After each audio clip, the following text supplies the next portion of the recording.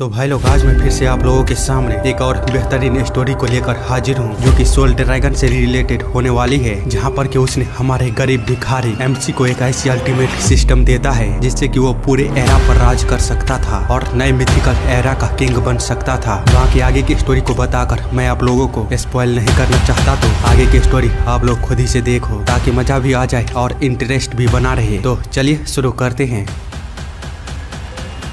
तो स्टोरी की शुरुआत में हम कैपिटल कैमलॉट को देखते हैं, जहां पर के एंट्रेंस पर एक सोल्जर किसी के आइडेंटिटी कार्ड को चेक करते हुए सोच रहा होता है, रसल रेमोंड यह तो फाउंडिंग फैमिली है, लेकिन उसके कपड़ों के साथ क्या गलत है। जिसके बाद वह उस बंदे से बोलता है, ठीक है आप अंदर जा सकते हो। बाद में वह उसे पीछे से देखते हुए अपने साथी से बोलता है, क्या तुम उसे जानते हो? वह रेमोंड फैमिली से था, जो कि फाउंडिंग फैमिली है, पर उसका अपीयरेंस यह किस तरह का था? उसने ऐसे कपड़ों को पहन रखा था मानो कि वह कोई एरिस्टोक्रेट है। ऐसा लगता है कि फाउंडिंग फैमिली में कोई खास बात नहीं है। तो दूसरा बंदा वह बोलता है, तुम्हें पता है मैंने सुना है कि व्हाइट टावर मर्सनरीज को हायर करने के लिए ढूंढ रहे हैं, क्या वह इसीलिए यहाँ पर आया होगा? उन दोनों की इस तरह की बातों को सुन यह बंदा कहता है, वे बेवकूफ काफी ही ज्यादा शोर मचा रहे हैं। आगे कुछ देर बाद वह एक बड़े से टावर के सामने होता है, जिसको कि देखता हुआ वह कहता है, मैजिक टावर वह जगह है जहाँ पर पूरे किंगडम की गार्डियन रहते हैं। एक समय पर मैंने भी बहुत मेहनत की थी इस जगह पर पहुँचने के लिए, ताकि मैं अपने फॉल हो रहे फैमिली को बचा पाऊं। अपने फादर के एम्पायर के खिलाफ वार में मारे जाने के बाद हमें कैसल से भागना पड़ा था और मुझे अपने टेरिटरी को रिगेन करने के लिए मैजिक टावर में जाना पड़ा। यह मेरे लिए उस समय इम्पॉसिबल ड्रीम था, क्योंकि मैजिक टावर में अप्लाई करने से पहले ही मुझे एकेडमी से एक्सपेल कर दिया गया था। इसी के साथ हम देखते हैं कोई बोल रहा होता है, तुमने 3 फेलिंग ग्रेड को रिसीव किया है, जो कि पूरे एकेडमी की हिस्ट्री में पहली बार है। तुम बस थ्योरी में ही अच्छे हो सकते हो, लेकिन तुम कभी भी सेकंड सर्कल तक नहीं पहुंच सकते, क्योंकि तुम्हारे लिए मानवियंस को इंड्योर करना वह असंभव है। इसीलिए तुम मेज बनने के बजाय कोई और चीज के बारे में क्यों नहीं सोचते?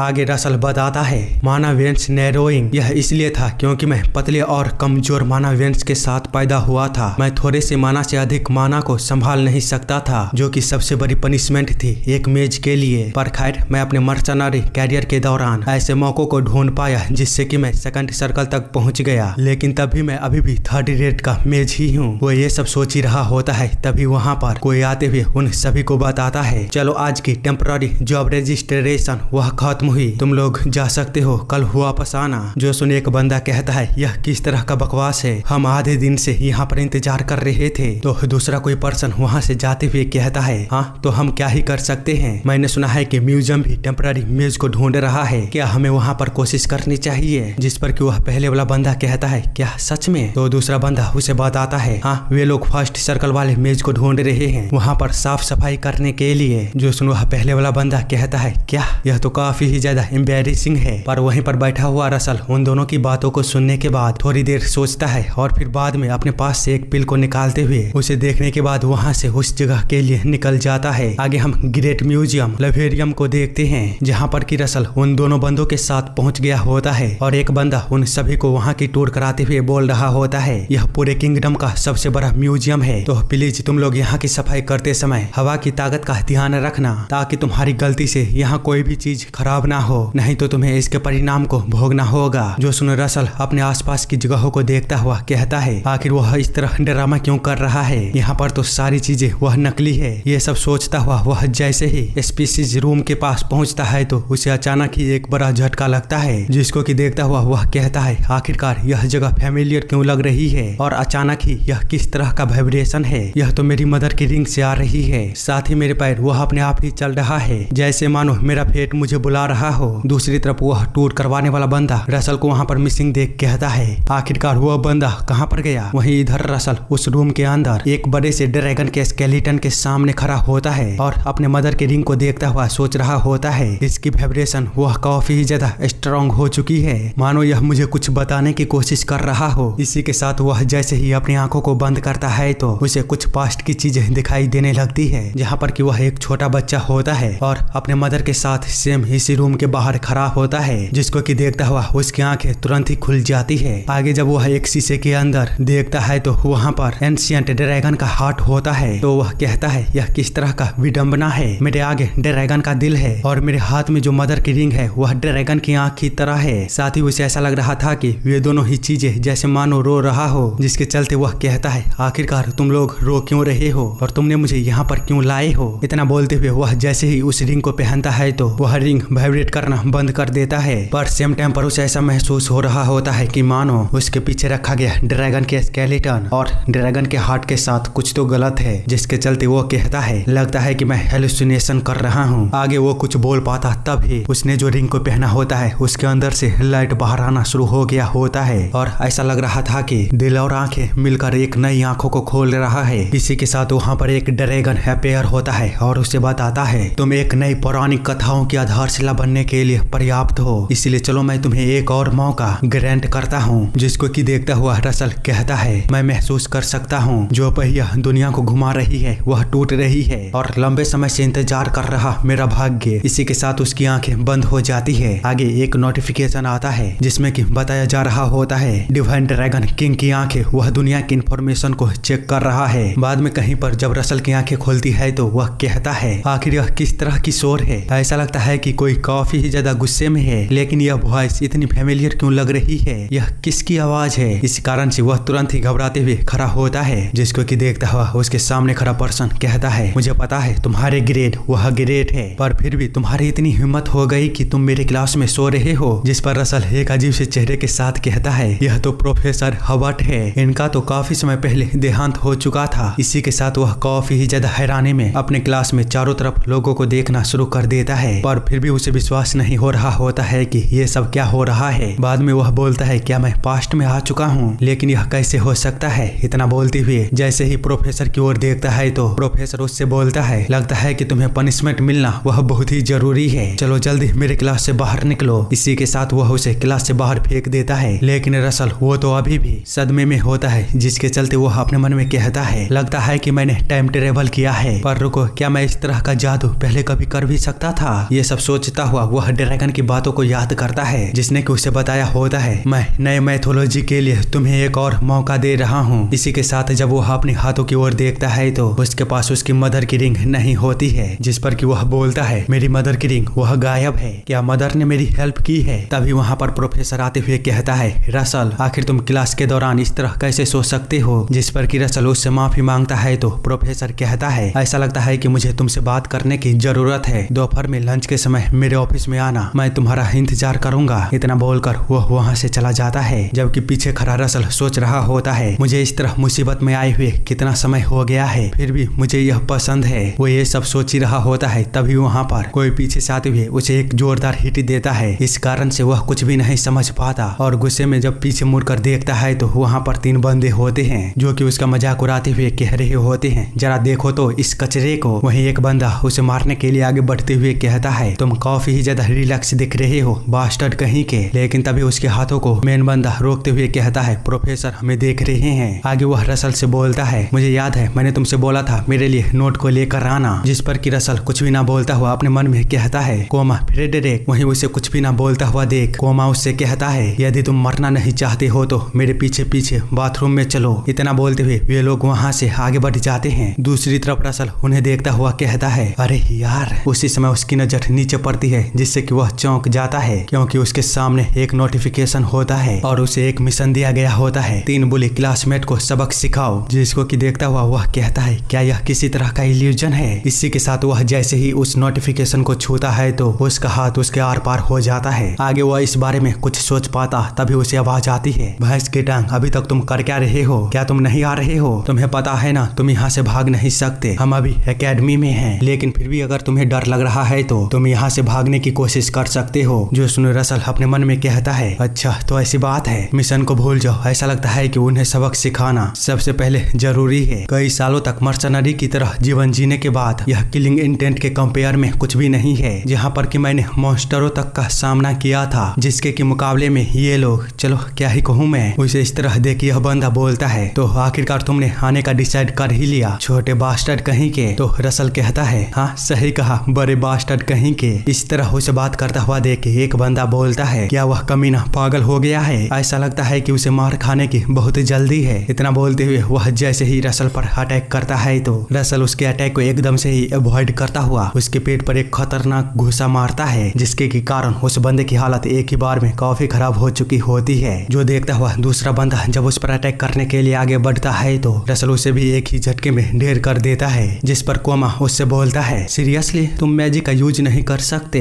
क्योंकि तुम मैजिक का यूज नहीं कर सकते हो तो तुमने कुछ सस्ते मार्शल आर्ट को सीख लिया, यही एक्सपेक्ट की जा सकती है एक डरते हुए फैमिली से। खैर अब जब तुम के इतने आगे बढ़ चुके हो तो तुम छोटे बच्चे अब मरने के लिए तैयार हो जाओ। इसी के साथ वह उस पर जब अटैक करने के लिए आगे बढ़ता है तो रसल उसके सामने खड़ा हुआ बिना डरे उसके हाथों को पकड़ने के बाद वहीं पर तोड़ देता है, जिसके दर्द के कारण कोमा एक जोरदार चीख के साथ वहीं अपने घुटनों पर बैठ जाता है, जिस पर कि रसल उसे बताता है तुम वह मूर्ख हो जिसे कि अपने ब्रदर और फैमिली के द्वारा ही धकेला गया है, लेकिन तब भी अगर तुम्हारा ओपोनेंट वह स्ट्रांग होता है तो तुम अपने काम धीरे धीरे करते हो, लेकिन जब वे कमजोर होते हैं तो तुम उन्हें धमकाते हो। तुम्हारे जैसे कचरे की हिम्मत कैसे हुई मेरे फैमिली को मेंशन करने की? रसल के इतने भयानक रूप को देख कोमा वह काफी ही ज्यादा डर गया होता है और तुरंत ही चिल्लाते हुए उससे कहता है प्लीज प्लीज तुम रुक जाओ और मेरी बातों को सुनो। पर तब तक रसल का पंच उस पर लैंड कर चुका था, जिसके चलते वह वहीं पर बेहोश हो जाता है। दूसरी तरफ रसल वहां से जाते हुए उसे बताता है अब अगली बार से अच्छी तरह बिहेव करना, अगर तुम मरना नहीं चाहते हो तो।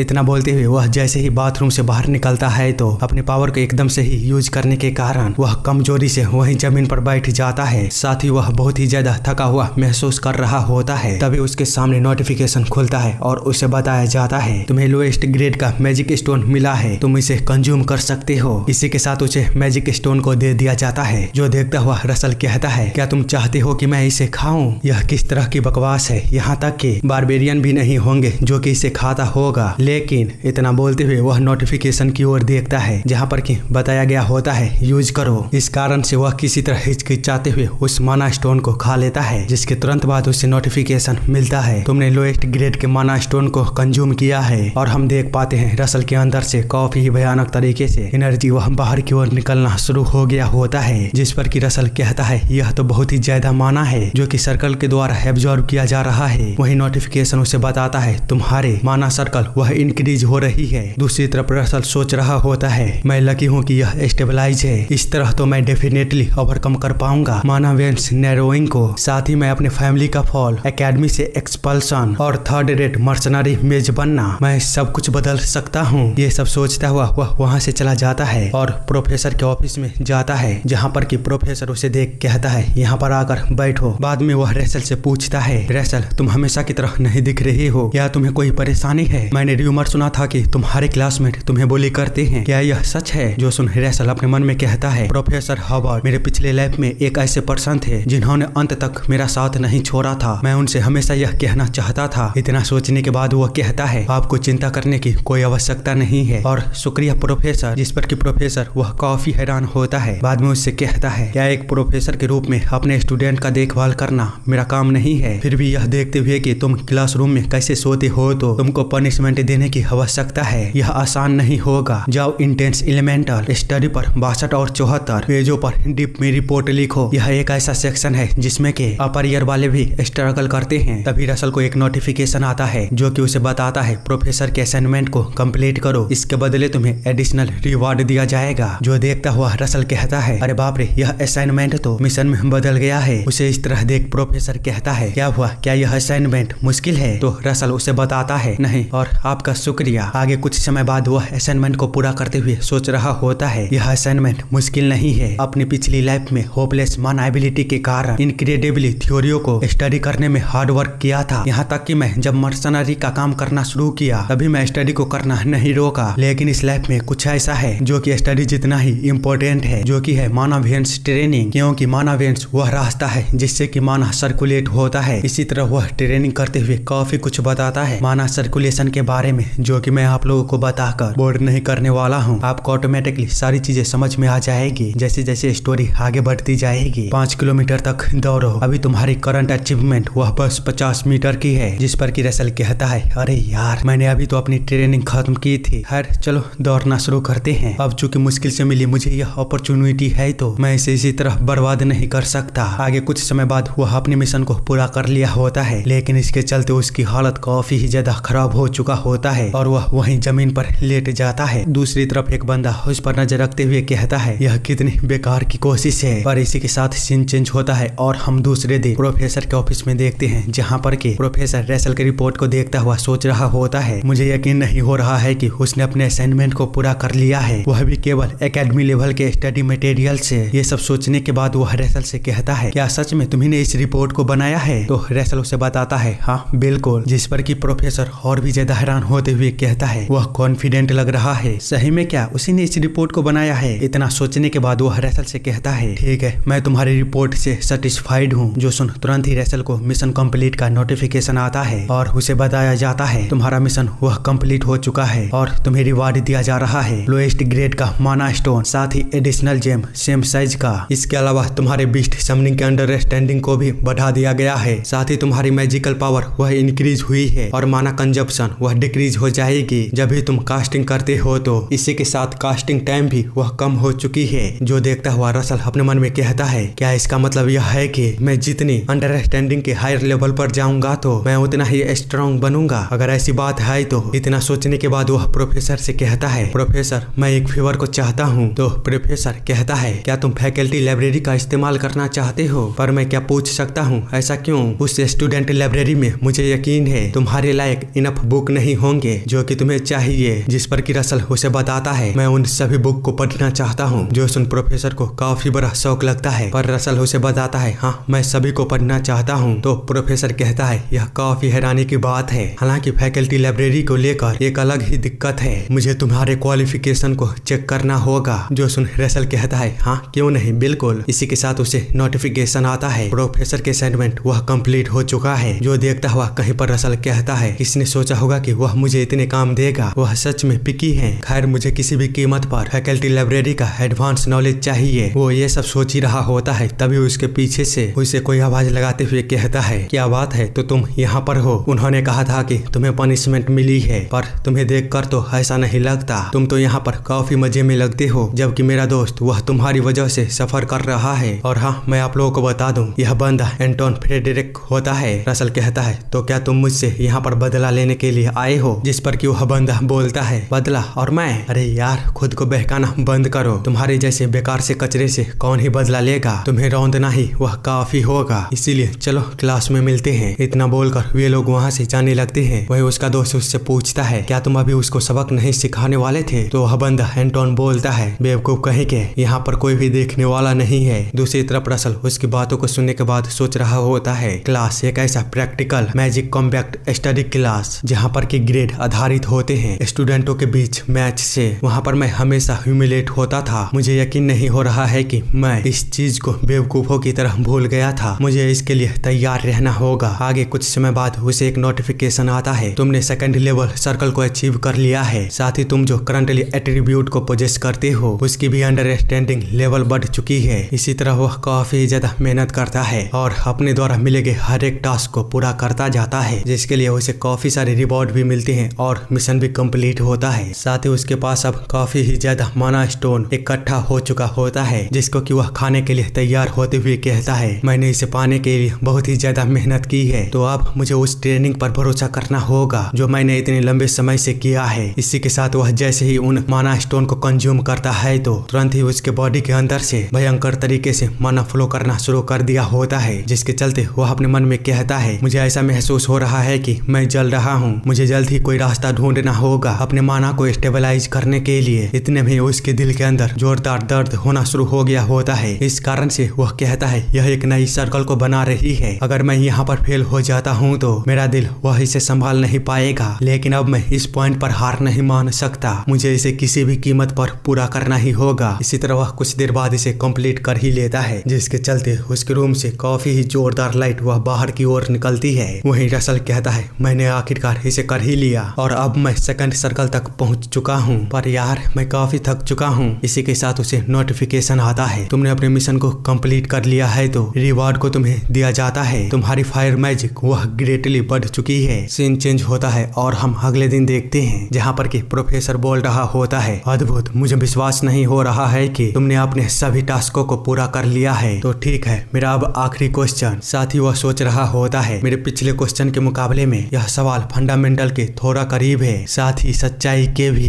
इतना सोचने के बाद वह रसल से पूछता है, 4 संरचना जिसमें कि जादू शामिल है, मुझे बताओ सबसे महत्वपूर्ण उनमें से कौन सा है? जो सुन रसल थोड़ा सोचने लगता है तो उसे देखते हुए प्रोफेसर अपने मन में कहता है, यह सही है, यह वह सवाल है जो कि मैंने हाल ही में एक स्टूडेंट से समझा था। ये सब सोचता हुआ उसे ऐसा लगता है कि रसल उसका जवाब नहीं देगा तो वह दूसरा क्वेश्चन पूछने के लिए तैयार होते हुए कहता है, चलो ठीक है, मैं तुमसे दूसरा सवाल पूछता हूँ। पर तभी रसल उसे रोकते हुए कहता है, नहीं, मुझे इसका जवाब मालूम है। जो सुन प्रोफेसर भी काफी हैरान होता है, जबकि रसल जवाब देते हुए कहता है, इसका जवाब है मेंटल इमेज। तो प्रोफेसर उससे कहता है, पर आखिरकार तुम्हें ऐसा क्यों लगता है? जिस पर कि रसल उसे समझाता है, मैजिक वह मैनिफेस्टिंग है जो कि माना के यूज करके इस दुनिया में कुछ भी बना सकता है, जिसे कि दुनिया ने 4 लेवलों में कैटेगराइज किया है, जिनमें कि पहला है एसिमिलेशन, जहाँ पर आप नेचुरल फिनोमेनन का प्रिंसिपल को लर्न करते हैं। वहीं दूसरा लेवल है मेंटल इमेज, जहाँ पर कि आप अपने मन में विजुअलाइज करते हैं कि आपने क्या सीखा है। जबकि तीसरा लेवल है कंस्ट्रक्शन, जहाँ पर कि आप इमेज को विजुअलाइज करने के लिए फॉर्मूला को मैनिफेस्ट करते हैं। इसी तरह तीसरा लेवल है मैनिफेस्टेशन, जिसमें कि फॉर्मूला के जरिए मैजिक इस दुनिया में एग्जिस्ट करती है। इनमें से अंडरस्टैंडिंग, कंस्ट्रक्शन और मैनिफेस्टेशन को इनफ एफर्ट और स्टडी से सीखा जा सकता है। हालांकि मेंटल इमेज वह एक ऐसी चीज है जिसे केवल एफर्ट से ही रीच किया जा सकता है। अपनी सीमा से बाहर निकलना और साहस के माध्यम से कल्पना की स्वतंत्रता तक पहुंचना मेंटल इमेज के लेवल को तय करता है। जैसे कि मानिए अगर मैं इस फायर को ऐसा इमेजिन करूं कि यह एक एरो है तो यह उसमें बदल जाएगा। हालांकि अगर मैं इसके बजाय कुछ और इमेजिन करता हूं तो यह पूरी तरह से उसमें बदल जाएगा। इसीलिए हमारे इमेजिनेशन की कोई सीमा नहीं है, हम जो चाहे वो बना सकते हैं। यहाँ तक कि ऐसी चीजें भी जो कि इस दुनिया में एग्जिस्ट नहीं करती। रसल के इतने डीप में अंडरस्टैंडिंग को देखते हुए प्रोफेसर सोचते हुए कहता है, वह सही है, बिल्कुल ही एक ऐसे स्पॉट की तरह जहाँ पर सनलाइट शाइन करती है और गर्म बर्फ बिखरी हुई है, जो कि दुनिया को समझने से शुरू होती है लेकिन अंत में यह दुनिया के नियमों को तोड़ मरोड़ कर खत्म कर देता है। पर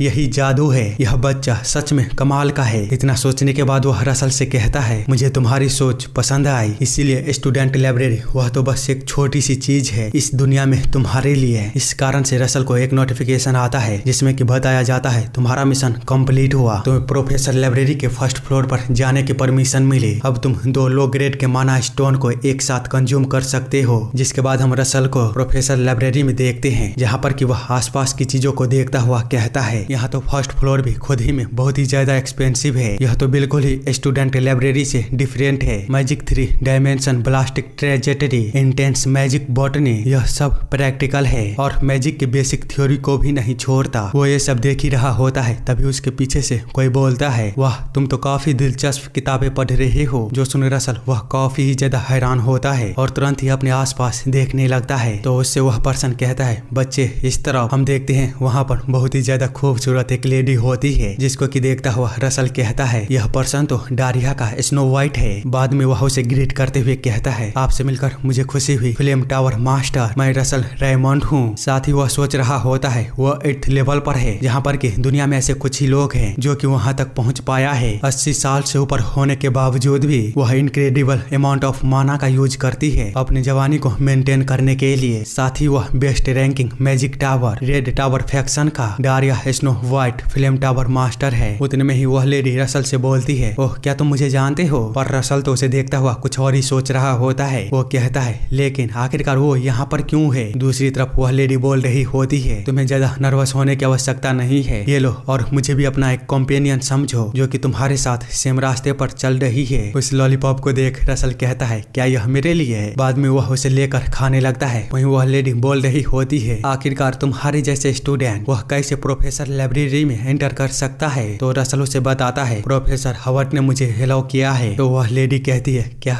उस बुढ़े ने? जो सुन रसल कहता है, अरे बाप रे, यह तो कुछ ज्यादा ही है। वहीं कहीं पर प्रोफेसर बोल रहा होता है, आखिर मेरा कान अचानक क्यों बज रहा है? तभी वह लेडी दोबारा कहती है, खैर मैं समझ सकती हूँ क्योंकि तुम कुछ ज्यादा ही दिलचस्प चीजें पढ़ रहे थे। साथ ही वह रसल के अंदर से एक्सट्रीमली प्योर माना को सेंस कर पा रही होती है, जिसके चलते वह रसल से कहती है, तुम्हारा माना डिस्ट्रीब्यूशन वह बहुत ही ज्यादा स्टेबल है, तुम तो खास में भी खास हो। जो सुन रसल अपने मन में कहता है, क्या उसने किसी चीज को नोटिस किया है? तभी वह लेडी बोलती है, चिंता मत करो, मैं तुम्हें और ज्यादा लेक्चर नहीं देने वाली हूँ। तो रसल बोलता है, शुक्रिया आपका। जिस पर कि वह लेडी उसके सामने कुछ करते हुए कहती है, तो फिर ठीक है बच्चे, अपने एबिलिटी के हिसाब से बेस्ट करना। तो रसल उससे कहता है, हाँ बिल्कुल फिल्म मास्टर। आगे कुछ समय बाद वह बोल रहा होता है, मैंने कभी उम्मीद नहीं की थी कि मैं उससे यहाँ पर मिलूंगा, यह कितना अनएक्सपेक्टेड था। उसी समय उसे दूर से देखता हुआ एंटोन कहता है, क्या वह रसल नहीं है? भैंस की टांग, आखिरकार वह प्रोफेसर लाइब्रेरी के सामने क्या कर रहा है, या उसने किसी प्रोफेसर के एज को किस किया होगा जो कि उसे यह अपॉर्चुनिटी मिली है। यह तो बहुत ही ज्यादा इंटरेस्टिंग है। खैर तुम अपना सबसे बेस्ट करना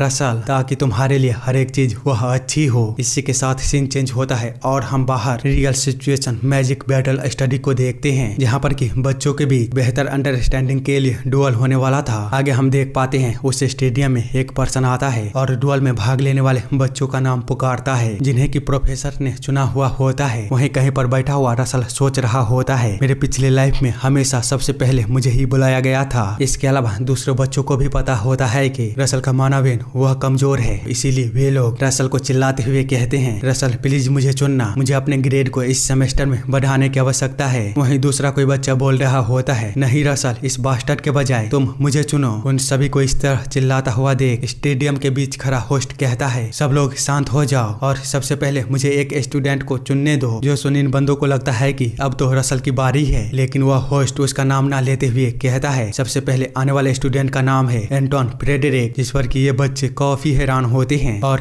कहते हैं ये कैसे हो सकता है, यहाँ तो सबसे पहले एंटोन आ रहा है। वहीं एंटोन प्रोफेसर के बगल से जाता हुआ उसे शुक्रिया बोलता है, जिस पर कि वह प्रोफेसर कहता है, यह फ्रेडरिक मर्चेंट एसोसिएशन के एहसान की तुलना में कुछ भी नहीं है। उन दोनों की इस तरह की नजरबंदी को देखता हुआ रसल कहता है, मैं जानता था। तभी एंटोन बीच स्टेडियम में आकर रसल को नीचे बुलाते हुए कहता है, आखिर तुम वहाँ पर अभी तक क्यों बैठे हुए हो, चलो जल्दी नीचे आओ। रसल रेमंड, जिस पर कि रसल वह हैरान तो नहीं होता है, पर वह काफी ही ज्यादा गुस्सा हो गया था। दूसरी तरफ प्रोफेसर को देखते हैं जो कि किसी से बोल रहा होता है, अगर तुम यहाँ पर आने ही वाली थी तो बेहतर होता कि अगर तुम मुझे पहले बता देती। तो डारिया कहती है, वैसे भी एक टीचर को अपने स्टूडेंट से मिलना कोई बड़ी बात नहीं होती, वैसे तुम ही वो हो ना जिसने कि उस रसल नाम के छोटे बच्चे को प्रोफेसर लाइब्रेरी में जाने की अनुमति दी थी। तो प्रोफेसर हैरान होते हुए कहता है, हाँ बिल्कुल मैं ही हूँ, क्या उस बच्चे ने कुछ गलती की है। जिस पर कि डारिया उसे बताती है, नहीं बस यह इतना सा है कि बहुत समय हो गया मैं इस तरह के प्रीशियस और रेयर चीज से नहीं मिले। जो सुन प्रोफेसर थोड़ा सा निराश होते हुए कहता है, हाँ तुम सही हो, रसल का मानावेंस नारोइंग यह एक ऐसी अनकॉमन बीमारी है जो कि यहाँ तक कि पूरे कॉन्टिनेंट में नहीं है। तो डारिया कहती है, तुम बेवकूफ कहीं के। जिस पर कि प्रोफेसर वह काफी हैरान होता है। वही डारिया उसे बताती है, उस बच्चे ने अपने प्रॉब्लम को ओवरकम कर लिया है। जो सुन प्रोफेसर कहता है, क्या तुम क्या बोल रही हो। जिस पर कि डारिया उसे बताती है, वह पहले से ही सेकंड सर्कल तक पहुंच गया है। इसी के साथ हम एरिना को देखते हैं, जहाँ पर कि एंटोन और रसल दोनों ही आमने सामने होते हैं। वही रसल को नोटिफिकेशन मिला होता है, इस कंपटीशन को जीतो, बदले में तुम्हें रिवार्ड मिलेगा लोएस्ट ग्रेड के मैजिक स्टोन का दोगुना कंपार्टमेंट 40 किलो तक का। जो देखता हुआ रसल कहता है, अरे वाह, मैजिक कंपार्टमेंट, यह तो ऐसी चीज है जो कि वेल्थ मेज के पास ही होती है। यह बहुत ही ज्यादा यूजफुल होता है मैजिक स्टोन को स्टोर करने में। तभी उससे एंटोन कहता है, ए कीड़े कहीं के, क्या तुम्हारी बॉडी वह फ्रीज हो चुकी है। अगर तुम अभी भी जीना चाहते हो तो मेरे सामने घुटने टेक कर भीख मांगो। जो सुन रसल वह पहले तो हंसता है, बाद में अपने सीरियस लुक में आते हुए कहता है, क्या भीख मांगो, वो भी मैं। उतने में ही होस्ट चिल्लाते हुए कहता है, सभी लोग अपनी सीट पर बैठ जाओ, अब मैं मैच को शुरू करने जा रहा हूँ। इसी के साथ रसल और एंटोन के बीच की डुअल वह शुरू हो जाती है। जबकि एंटोन रसल की पावर को देखता हुआ सोच रहा होता है, क्या वह सेकंड सर्कल तक पहुंच चुका है। यह तो हो ही नहीं सकता, जिसका कि मानावेंस नैरोइंग हो वह सेकंड सर्कल तक पहुंच सकता है। ये सब सोचते हुए वह अपना अटैक करता है। सेकंड सर्कल फ्लेम थ्रो, जो सीधे रसल को हिट करने वाला होता है, लेकिन तभी रसल अपने सामने एक बैरियर को बना लेता है। इस कारण से वह फ्लेम उस तक नहीं पहुंच पाता।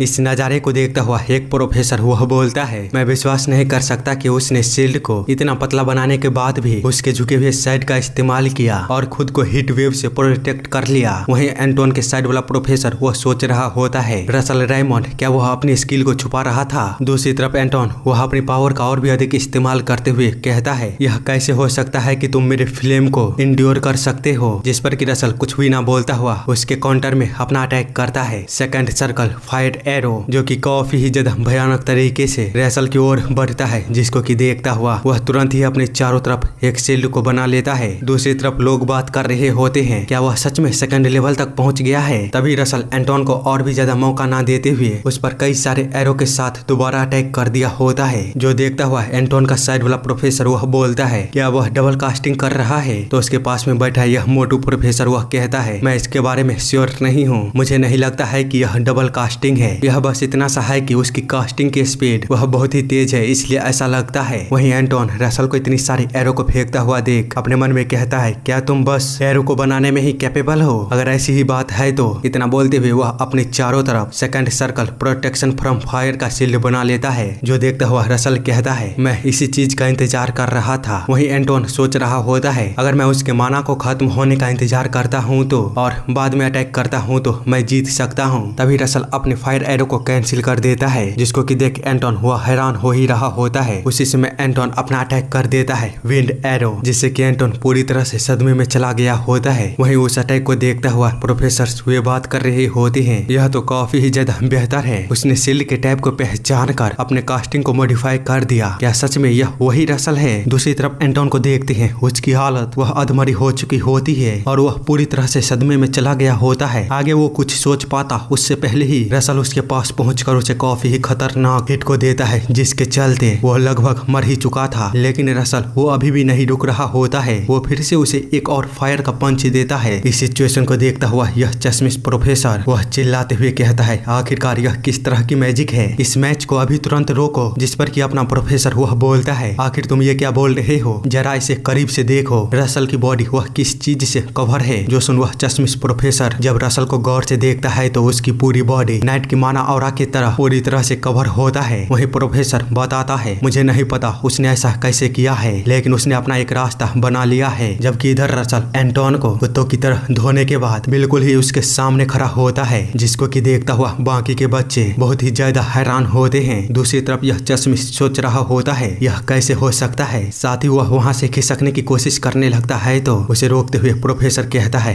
तुम क्या कर रहे हो? तुम्हें विनर की अनाउंसमेंट करनी चाहिए। तो वह चश्मिश कहता है हाँ बिल्कुल। इतना बोलते हुए वह विनर की घोषणा कर देता है, जो कि होता है हमारा रसल। बाद में वह भागता हुआ रसल के पास आकर बोलता है तुमने अच्छा काम किया, अब तुम यहाँ से जा सकते हो। जिस पर कि रसल बोलता है अभी यह खत्म नहीं हुआ है। जो सुन वह प्रोफेसर बोलता है तुम्हारे बोलने का क्या मतलब है? रसल बताता है क्लासरूम के रूल के हिसाब से जब तक कि विनर सरेंडर नहीं कर देता उन्हें अगले ओपोनेंट को बुलाने की अनुमति है। इतना बोलते हुए वह एंटोन के दोनों साथियों की तरफ इशारा करते हुए कहता है चलो अब तुम लोग नीचे आ जाओ। साथ ही रसल को एक नोटिफिकेशन मिला होता है मैजिक डुअल को जीतो, रिवार्ड में तुम्हें 2 माना स्टोन मिलेगा, बाकी एडिशनल रिवार्ड वह सिचुएशन पर निर्भर करता है। जो देखता हुआ रसल कहता है अब ये हुई ना बात। सीन चेंज होता है और हम कुछ समय बाद प्रोफेसर को देखते हैं, जो कि बोल रहा होता है 14 लगातार जीत, मैं बहुत ही भाग्यशाली हूँ जो कि मुझे इस तरह की प्रीशियस चीज मिली है। उसने बस उसे एक बार देखा और रसल के मानव पोटेंशियल को नोटिस कर लिया, पर खैर वह कैसे इतनी तेजी से ग्रो कर सकता है। दूसरी तरफ रसल अपने सिस्टम की नोटिफिकेशन को देख रहा होता है, जहाँ पर कि उसे बताया जा रहा होता है तुमने अपने मिशन को कंप्लीट कर लिया है तो रिवार्ड के रूप में तुम्हें कंपार्टमेंट दिया जाता है। अगली बार से ऑटोमेटिक सारे रिवार्ड तुम्हारे कंपार्टमेंट में इनपुट कर दिया जाएगा। साथ ही उसे बहुत सारे माना स्टोन मिले होते हैं। इसके अलावा उसे एक अननोन रिवार्ड भी मिला होता है, जिस पर कि रसल बोलता है तो रिवार्ड इस कंपार्टमेंट के अंदर है। इतना बोलते हुए वह जैसे ही उस ब्लैक होल जैसे मैजिक सर्कल के अंदर अपने हाथों को डालता है तो वहां से एक मैप निकलता है, जिसके बारे में उसे बताया जाता है मार्क किए गए लोकेशन पर जाओ और मिशन को कंप्लीट करो। एक बार जब तुम लोकेशन पर पहुंच जाते हो तो लाइट तुम्हें रास्ता दिखाएगा, बदले में तुम्हें अननोन रिवार्ड मिलेगा। साथ ही इंटरमीडिएट ग्रेड के 5 माना स्टोन मिलेंगे, लेकिन ध्यान रखना इसे तभी ट्राई करना जब तुम 3 सर्कल को रीच कर लेते हो। रसल जो पढ़ता हुआ कहता है क्या यह एक वार्निंग है? मैं अपने रिग्रेशन से पहले काउंटलेस टाइम 3rd सर्कल को रीच करने की कोशिश की है, पर मैं कभी भी कामयाब नहीं रहा। क्या मैं इस बार कामयाब होऊंगा? पर रुको, आखिरकार वो लोकेशन है कहाँ पर? क्या यह मैप मुझे बता नहीं सकता? क्या मैं प्रोफेसर लाइब्रेरी में इसके बारे में पता करूं? शायद मुझे कोई सुराग मिल जाए। इसी के साथ वह लाइब्रेरी में रखे गए कई सारे बुक में चेक करता है उस लोकेशन के बारे में, पर उसे कोई भी सुराग नहीं मिलता, जिससे कि वह परेशान होते हुए कहता है अरे यार कोई भी जगह मैच नहीं कर रही है। इसके अलावा मैंने मैप वाले लोकेशन को ढूंढने में अपना बहुत सारा समय बर्बाद कर दिया है, तो अब मुझे सबसे पहले 3rd सर्कल को रीच करने पर ध्यान देना चाहिए। इतना बोलते हुए वह जैसे ही लाइब्रेरी से बाहर निकलता है तो उसके सामने कई सारे स्टूडेंट होते हैं जो कि उसे ही देख रहे होते हैं, जिस पर कि रसल बोलता है अरे यार यह किस तरह का सिचुएशन है। उतने में ही उसे प्रोफेसर आवाज लगाते हुए बोलता है क्या तुम्हारे पास समय है? मैं थोड़ी देर तुमसे बात करना चाहता हूँ। तो रसल बोलता है हाँ बिल्कुल। आगे कुछ समय बाद हम देखते हैं प्रोफेसर बोल रहा होता है समर ब्रेक ऑलमोस्ट आ चुका है, क्या तुम्हारे पास कोई प्लान है? जो सुन रसल बताता है नहीं मेरे पास फिलहाल के लिए तो कोई प्लान नहीं है। तो प्रोफेसर उससे बोलता है फिर क्या तुम मेरे साथ एक रिसर्च प्रोजेक्ट पर काम करना चाहोगे, जिससे कि ऑथर के रूप में मेरे बाद तुम्हारा नाम भी आ सकता है? तुम इसके बारे में क्या सोचते हो? जिस पर कि रसल उस बुक को देखता हुआ काफी ही ज्यादा हैरान होता है। उसे इस तरह देख प्रोफेसर बोलता है, रसल तुम क्या सोच रहे हो? तो रसल उसे बताता है, प्रोफेसर मुझे माफ करिएगा, मेरे पास समर के लिए प्लान है। जो सुन प्रोफेसर एक अजीब से चेहरे के साथ अपने मन में कहता है, लेकिन तुमने तो अभी अभी कहा था कि तुम्हारे पास कोई भी प्लान नहीं है। तभी रसल उसके सामने किसी चीज को करते हुए बोलता है, मैं यहाँ पर जा रहा हूँ। जिसको कि लेता हुआ प्रोफेसर कहता है, तो तुम मालदीव जा रहे हो। सीन चेंज होता है और हम बहुत समय बाद रसल को एक कैरेज के अंदर देखते हैं। बाहर के नजारे को देखता हुआ कहता है, बहुत दूर है, चलो मुझे कुछ खा लेना चाहिए, शायद यह मेरे पेट को थोड़ा सा भर पाए। दूसरी तरफ कैरेज को चलाने वाले पर्सन को देखते हैं। उसे अचानक बहुत ही ज्यादा गर्मी लगना शुरू हो गया होता है, जिस पर कि वह बोलता है, यह गर्मी बहुत ही ज्यादा जानलेवा है, जिसका कि कारण कुछ और नहीं, कैरेज के अंदर रेसल के फायर मैजिक के यूज करने के कारण बढ़ रही होती है। साथ ही वह सोच रहा होता है, मालदीव पहुंचने से पहले मैं 3 सर्कल तक पहुंच जाऊंगा। सेम टाइम पर हम प्रोफेसर को अपने ऑफिस में देखते हैं, जो कि सोच रहे होते हैं, यह काफी अजीब है, वह भी मालदीव ही जा रहा है। खैर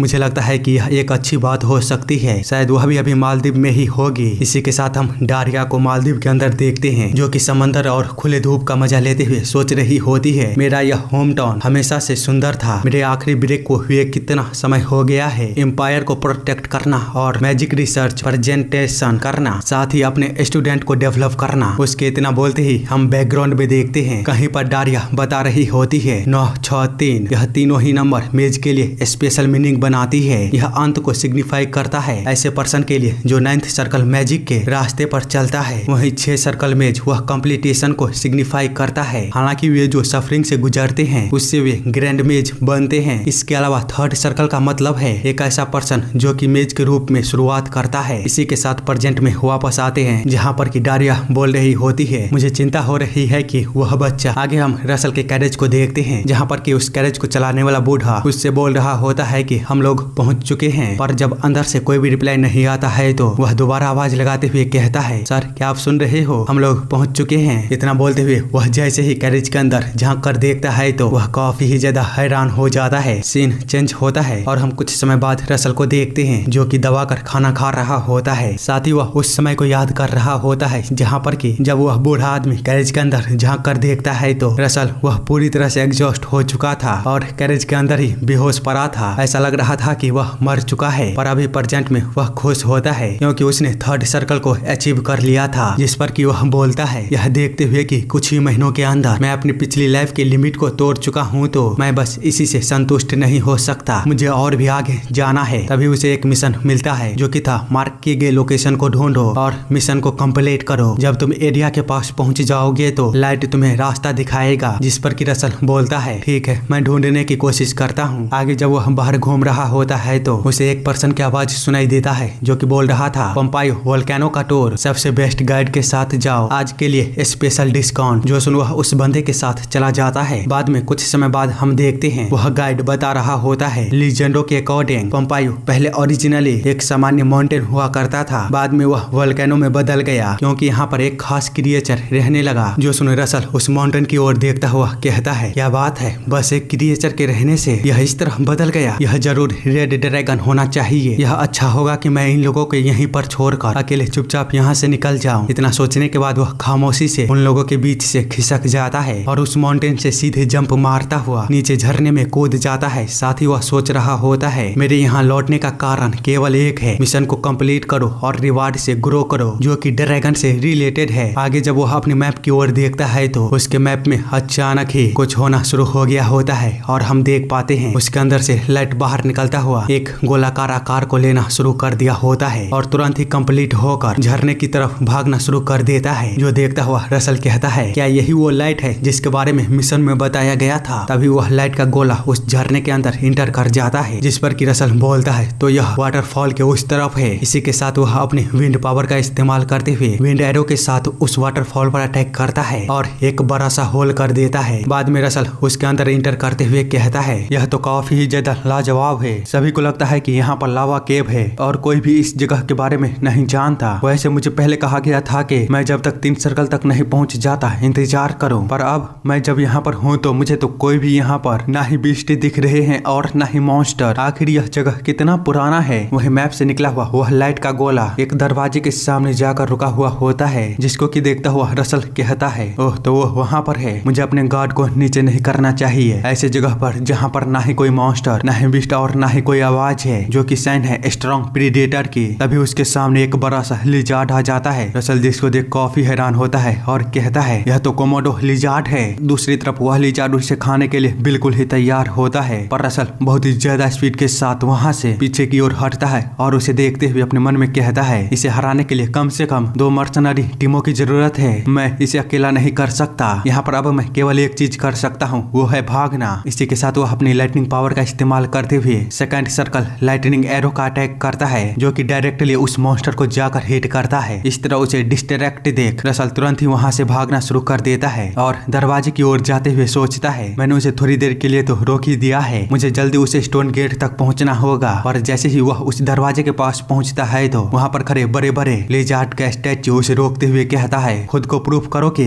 तुम अपने माना के साथ अंदर जाने के लिए वर्दी हो। रसल जो सुन कुछ भी नहीं समझ पाता, क्योंकि उसके पीछे अब वह लिजार्ड भी उसके पास आ रहा होता है, जिस पर कि वह कहता है अगर मैं यहाँ पर कुछ भी नहीं कर सकता तो मैं अपना रास्ता खुद बनाऊंगा। इतना बोलते हुए वह अपना अटैक करता है सेकंड सर्कल फायर बोल्ट, साथ ही दूसरा अटैक करता है सेकंड सर्कल लाइटनिंग एरो। पर जैसे ही उसकी फायर और माना बाहर निकलती है तो दरवाजे पे लगे स्टोन के साथ कुछ तो होता है। वहीं वह लिजार्ड भी अब रुक चुका था और अटैक को करना बंद कर दिया था, जिसको कि देखता हुआ रसल कहता है भैंस की टांग, अब ये क्या हो रहा है, आखिर वह रुक क्यों गया है। लेकिन तभी वह लिजार्ड उसके पास आकर तुरंत ही अपने सर को झुका लेता है, जो देखता हुआ रसल और भी ज्यादा हैरान हो जाता है। लेकिन तभी एक आवाज आती है तुमने खुद को प्रूव कर दिया। इसी के साथ वह बड़ा सा दरवाजा वह खुल जाता है और उसके सामने काफी ज्यादा लाइट होता है। सीन चेंज होता है और रसल दूसरे ही पल खुद को किसी और जगह पर पाता है, जहाँ पर कि जब वह अपने आसपास देखता है तो वहाँ पर पूरी जगह वह बर्फ से बनी हुई थी। साथ ही वहाँ पर कई सारे बड़े बड़े स्टैच्यू वह रखे गए थे। इसके अलावा वहाँ पर एक बड़ा सा हॉर्न होता है, जिससे कि फायर माना वह भयानक तरीके से रिलीज हो रही होती है। तो वह कहता है अभी अभी हुआ क्या था, क्या कोई टेलीपोर्टिंग मैजिक थी या फिर मैं अभी भी उसी केव में हूँ। उसी समय उसे नोटिफिकेशन आता है और उसे बताया जाता है सेकंड मिशन, इस एरिया के सभी एस गोलम को हराओ और ट्रायल ऑफ फायर को क्लियर करो। रिवार्ड अननोन है, लेकिन इसके अलावा इंटरमीडिएट ग्रेड के माना स्टोन तुम्हें 5 मिलेंगे। रसल जिसको पढ़ने के बाद अपने आसपास देखता है तो वह चारों तरफ से घिरा हुआ था। इसके अलावा बड़ी बात यह थी कि वह सारे गोलम जिंदा होना शुरू हो गया था, जिस पर कि रसल कहता है अरे यार यह बहुत भयानक है, अगर मुझे इन गोलमों को खत्म करना है तो इनके कोर को तबाह करना होगा, पर मैं तो इस पर बस छोटा सा स्केच कर पाया हूँ। यह बर्फ बहुत ही ज्यादा ठंडा है, ऐसी बात है तो अगर आग काम नहीं करेगी तो मैं हवा का उपयोग करूंगा। तभी उस पर एक गोलम अटैक कर देता है, जिस पर कि वह तुरंत ही अपनी थंडर मैजिक का यूज करते हुए उस गोलम पर थंडर स्ट्राइक करवाता है, जो कि बहुत ही ज्यादा पावरफुल होता है। लेकिन उस गोलम को उससे कुछ भी नहीं होता। जो देखता हुआ रसल कहता है ट्रायल ऑफ फायर, लगता है कि मैं यहाँ पर फायर मैजिक के अलावा और कोई भी मैजिक यूज नहीं कर सकता, तो ठीक है मैं ऐसा ही करूंगा। इसी के साथ वह अपने फायर मैजिक का यूज करते हुए कई सारे एरो को बनाता है और उन गोलमों पर अटैक कर देता है। साथ ही इस बार का फायर पावर वह काफी ज्यादा भयानक होता है। इसी कारण से वह फायर एरो जैसे ही एक गोलम के साथ टकराता है तो वह गोलम वहीं पर तबाह हो जाता है। बाकी के 2 गोलमों को देख रसल सोचता है अगर इसी तरह इतनी अधिक मात्रा में मैं अपने माना का यूज करता रहा तो उन्हें हराने से पहले मैं ही आउट हो जाऊंगा। मुझे कोई और रास्ता ढूंढना होगा, लेकिन उससे पहले मुझे अपनी दूरी बनानी होगी। इतना बोलते हुए वह उन दोनों गोलमों से अपनी दूरी को बनाता है। बाद में अपना दूसरा अटैक करता है फायर एरो एम्पलीफिकेशन फार्मूला के साथ ही उसमें फायर बोल्ट का रेप्लिकेशन फार्मूला भी जोड़ देता है। आखिर में उन सारी चीजों को एक साथ मिलाने के बाद फार्मूला ऑफ कंप्रेशन के साथ एक साथ मर्ज कर देता है। लेकिन ऐसा करने में उसकी पूरी पावर खत्म हो रही होती है। इसके अलावा उसे विश्वास भी नहीं होता है कि यह काम करेगा, पर तब भी अंत में वह काम करता है और हम देख पाते हैं दूसरे ही पल वे गोलम कुछ भी नहीं समझ पाते। उससे पहले ही उसकी बॉडी में बड़ा सा होल हो चुका था, जिसके चलते उसे नोटिफिकेशन आता है तुम्हारी फायर एलिमेंट की अंडरस्टैंडिंग वह बियॉन्ड की लिमिट को तोड़ दिया है और इंटरमीडिएट फायर एलिमेंट की अंडरस्टैंडिंग सिग्निफिकेंटली इंक्रीज हुई है। जो देखता हुआ रसल कहता है हाँ मैं इसे फील कर सकता हूँ, यह पावर लगभग 5th सर्कल के बराबर है। केवल इस स्फीयर को मेंटेन करने में ही मेरी ह्यूज एनर्जी ड्रेन हो रही है, तो अब मैं ज्यादा देर तक रुक नहीं सकता। इतना बोलते हुए वह कई सारे गोलमों को एक ही बार में सर पास करता हुआ उन सभी के बीच में जाकर खड़ा हो जाता है, जहाँ पर कि अब बस 4 गोलम ही बचे हुए थे। इसलिए वह बिना किसी देरी के अपने स्फीयर के साथ उन सभी को डिस्ट्रॉय करता हुआ सोच रहा होता है मुझे जल्दी करनी होगी, मेरे पास समय नहीं है, अब बस आखिरी बचा है। आगे वो कुछ बोल पाता तभी वह गोलम तुरंत ही उसके पास पहुंचकर उसे जोरदार हिट देता है, जिससे उससे कि बचते हुए रसल सोच रहा होता है अगर मैं इसे अपने स्पेयर से नहीं रोका होता तो मैं इंस्टेंटली मारा जाता, लेकिन अब मेरे पास माना की बस एक वृद्धि बची है। अगर ऐसी बात है तो यह मेरा लास्ट ब्लो होगा। इतना बोलते हुए वह उस गोलम पर अटैक करते हुए कहता है प्लीज इसे खत्म कर देना। इसी के साथ हम देखते हैं उस गोलम के अंदर काफी बड़ा होल हो चुका था रसल के स्पेयर के कारण, पर इतनी सारी माना के यूज करने के चलते वह वहीं पर बेहोश हो जाता है। बाद में उसे एक नोटिफिकेशन आता है मिशन कंप्लीट हो चुकी है, रिवार्ड में तुम्हें लो ग्रेड का माना स्टोन वह 2 मिलेगा और लोएस्ट ग्रेड का माना स्टोन वह 3 मिलेगा। इसके अलावा तुमने एक अननोन रिवार्ड को रिसीव किया है जो कि है फॉरगेटन किंग का हॉर्न फायर का एसेंस। इसी के साथ हम देखते हैं उस बड़े से हॉर्न में अचानक ही आग जलना शुरू हो गया होता है जो कि भयानक तरीके से बढ़ रही होती है। वहीं रसल को नोटिफिकेशन बताता है रिवार्ड को रिसीव करने के लिए फॉरगेटन किंग के हट में इंटर किया जा रहा है। आगे जब रसल की आंखें खोलती है तो वह देखता है एक अनजान सी जगह पर खुद को बंधा हुआ, जिस पर कि वह कहता है फॉरगेटन किंग क्या वह फायर ड्रैगन का हॉर्न नहीं था? क्या यह सच में एक रिवार्ड है? मुझे ऐसा महसूस हो रहा है मानो मुझे टॉर्चर किया जा रहा है। इससे ऐसा लग रहा है कि मेरा सर वह फट जाएगा। तभी वह हॉर्न अचानक से ही जागता है और तुरंत ही रसल के आर पार हो जाता है, जिस पर कि रसल वह कुछ भी नहीं समझ पाता। वहीं वह हॉर्न उसके अंदर जाते ही उसके अंदर से काफी ही ज्यादा भयानक एनर्जी बाहर निकलने लगती है और एक आवाज बोल रही होती है एक ऐसा पर्सन जिसने कि ट्रायल ऑफ फायर को पास किया और सबलिंग बीइंग के सोच में प्रवेश किया, तो अब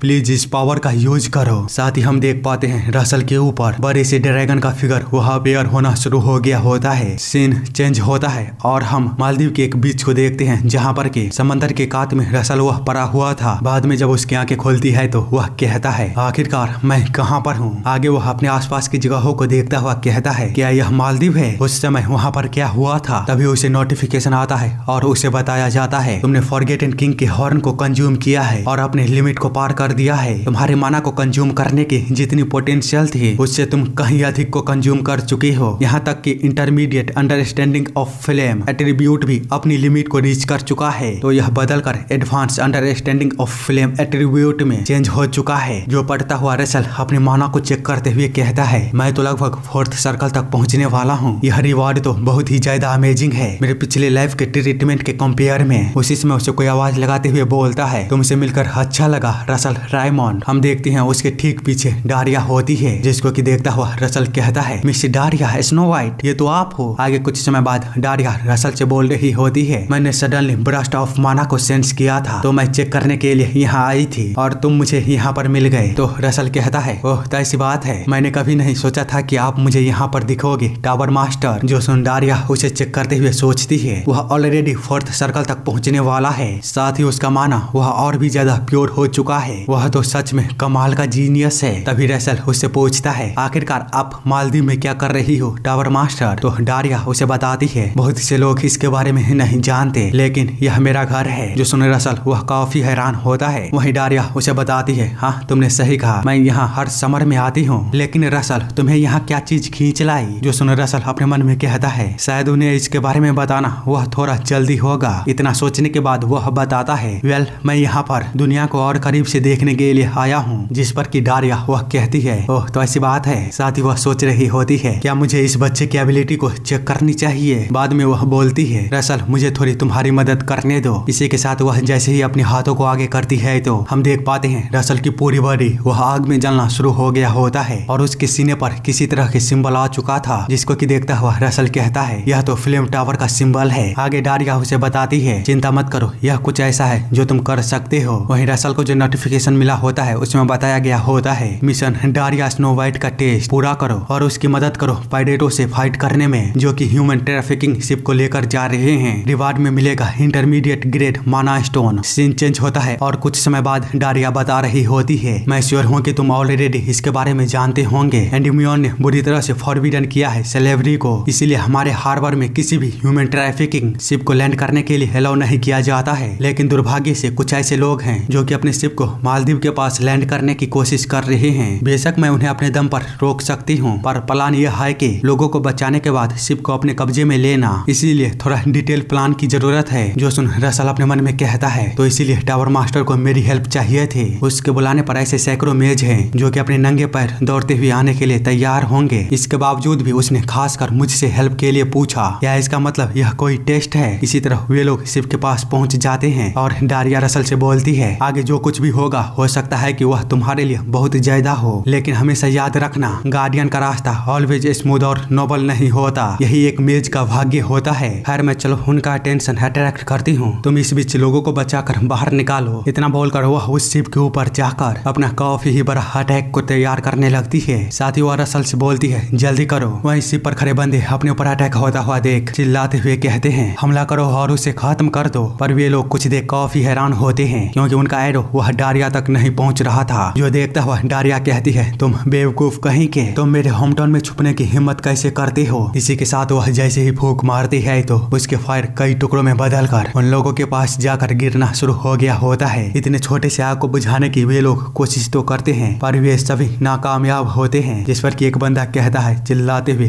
क्या कर रहे हो, तुम इस छोटे से आग से भी नहीं निपट सकते। तभी हम देखते हैं वह आग किसी चीज का आकार लेते हुए उस बंदे के पैरों को पकड़ लेता है और पूरी तरह से आकार लेता हुआ बर्निंग वुड ड्वार्फ में बदल जाता है और शिप पर खड़े सभी बंदों को घेर लिया होता है। दूसरी तरफ रसल उस शिप पर आते हुए उन फिल्म ड्वार्फों को देखते हुए सोचता है तो यही टावर मास्टर डारिया की पावर है जिसने कि पूरे कैसल को सेकंडों में नीचे ला दिया था। यह तो सच में कमाल का है, लेकिन फिलहाल के लिए मेरे पास चकित होने का समय नहीं है। मुझे आगे बढ़ना होगा और लोगों को बचाना होगा जब तक कि डारिया उन लोगों का ध्यान भटकाती है। वहीं शिप के नीचे एक बंदा गार्ड करते हुए बाहर के शोर को सुनता हुआ कहता है वहाँ पर हो क्या रहा है। दूसरी तरफ प्रिजन में बंद लोग बोल रहे होते हैं क्या यहाँ पर नेवी आ चुका है, हम लोग बच गए। जो सुन वह गार्डियन बंदा उन लोगों के पास जाकर बोलता है चाहे जो हो जाए तुम लोग हमारे हाथों से कभी नहीं बच सकते। ये सब बोलता हुआ वह उन लोगों को मारने के लिए आगे बढ़ ही रहा होता है। तभी उसके पीछे से रसल आते हुए अपना अटैक करता है फिल्म मैजिक, जिसके चलते वह बंदा वहीं पर बुने हुए हालों में बदल जाता है। रसल को वहाँ पर देख एक बंदा उससे बोलता है क्या आप हमें बचाने के लिए आए हो। तो रसल उन्हें बताता है हाँ बिल्कुल, लेकिन सभी पायरेट्स को यहाँ से चले जाने के बाद अभी के लिए तुम्हारा अंदर रहना ही बेहतर होगा। तो वह बच्ची बोलती है शुक्रिया भगवान, तुमने मेरी प्रार्थना सुन ली। वही रसल वह सोच रहा होता है इतने छोटे से जगह में कितने सारे लोग हैं, यहाँ तक कि वे लोग एक छोटे से बच्चे को भी गुलाम के रूप में बेच रहे हैं, वे कमीने बास्टर्ड कहीं के। तभी वहाँ पर कोई आते हुए कहता है आखिर वहाँ पर कौन है। तभी उन लोगों का ध्यान रसल के नीचे पड़ा हुआ उनके एक साथी पर पड़ता है। जो देखता हुआ वे लोग कहते हैं ये क्या है, उस कमीने ने क्या ये सब किया है, तुम बास्टर्ड कहीं के। इतना बोलकर वे लोग रसल पर अटैक करने के लिए आगे बढ़ते हैं। जो देखता हुआ रसल बोलता है चलो आ जाओ। इसी के साथ वह अपना अटैक करता है सेकंड सर्कल चेन लाइटनिंग। इस कारण से उन लोगों का हालत काफी ज्यादा खराब हो चुका था। जबकि एक बंदा कहता है तो तुम मेज हो, बस कैप्टन को आने दो। जो सुन रसल कहता है मुझे इंतजार रहेगा।